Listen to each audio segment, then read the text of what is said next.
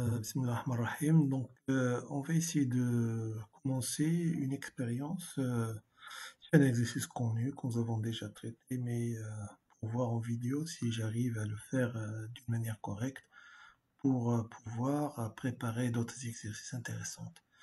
Donc, voilà, c'est l'exercice des segments sur lequel je vais vous demander de calculer le champ électrostatique, de déduire le champ créé par un fil infini au lieu d'un segment délimité par plus A moins A, ça veut dire de longueur 2A, et puis de déduire le calcul de potentiel.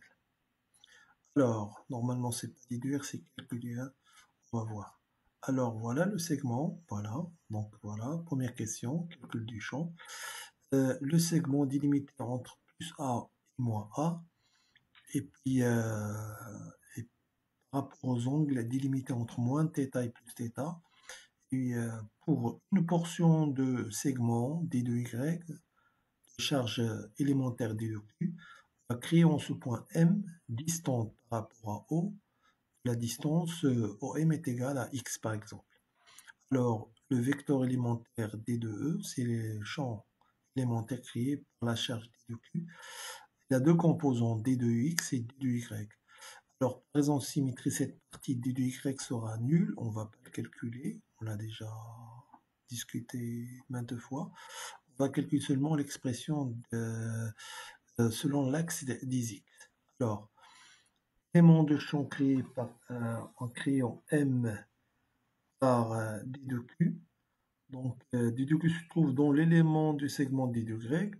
D2Q est égal à lambda D2Y. Lambda, c'est la densité linéique constante. D2Y est égal normalement, puisque vous avez ici Y est égal à X tangente de alpha, différentiel de Y, X est une constante, différentiel tangente, c'est D de alpha sur cosinus au carré. Alors, D de E s'écrit maintenant K, D de Q sur R au carré. En symétrie, on a dit que l'expression Y égale à 0.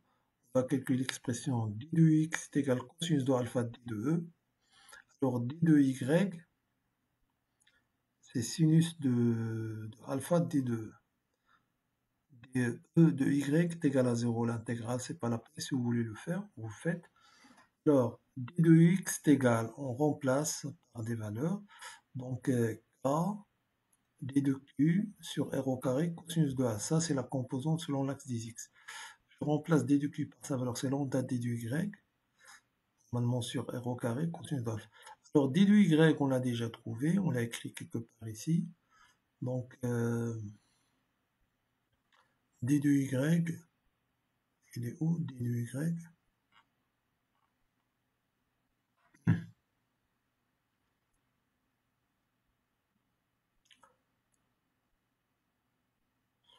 Donc, on l'a écrit quelque part ici. Donc, nous avions normalement tangente de alpha est égal à y sur x, d de y, voilà, est là, est égal à x, d de alpha sur cosinus de carré.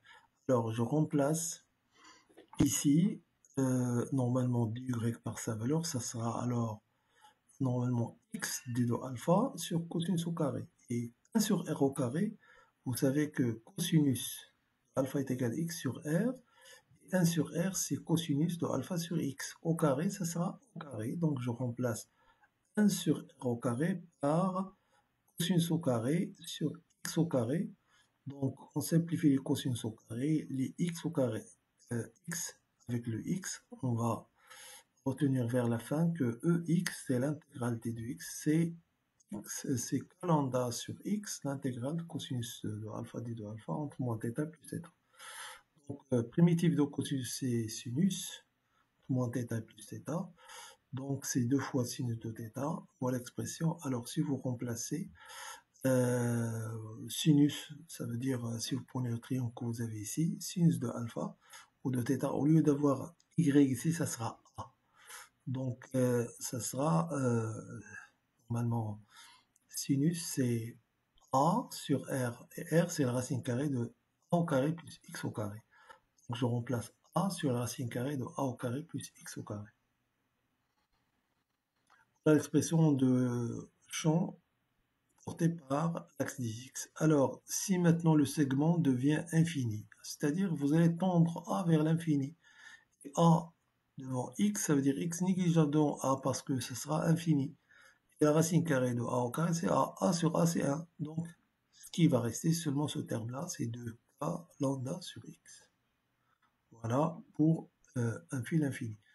Maintenant, pour le potentiel, c'est pas déduire, mais c'est normalement déduire, c'est à partir de E. Mais là, on fait le calcul. Je me suis trompé de dire déduire, c'est pas déduire, c'est calcul de l'expression.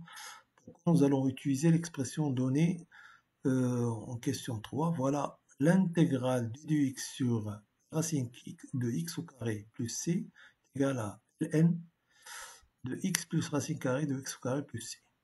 Alors regardez, si vous regardez maintenant le calcul potentiel, vous avez d de v, ça veut dire le potentiel créé par la charge d de q en ce point-là, la distance c'est r, c'est k d de q sur r, plus constante. Constante égale 0, on suppose c'est égal à 0 parce qu'on suppose que le potentiel infini est égal à 0. Alors d de q, je la remplace par sa valeur, c'est lambda d de y.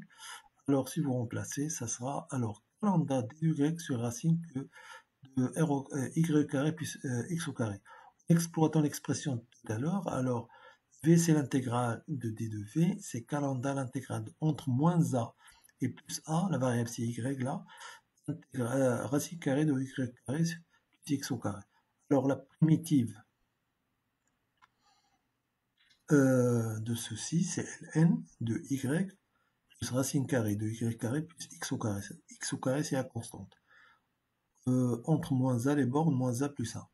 Alors finalement, cette intégrale va vous donner directement plus a et moins a, ces deux expressions avec le signe moins, donc ça sera n de a plus la racine carrée de a carré plus x carré sur moins a plus la racine carrée de a au carré plus x carré fois lambda. Expression finale. Merci pour votre attention.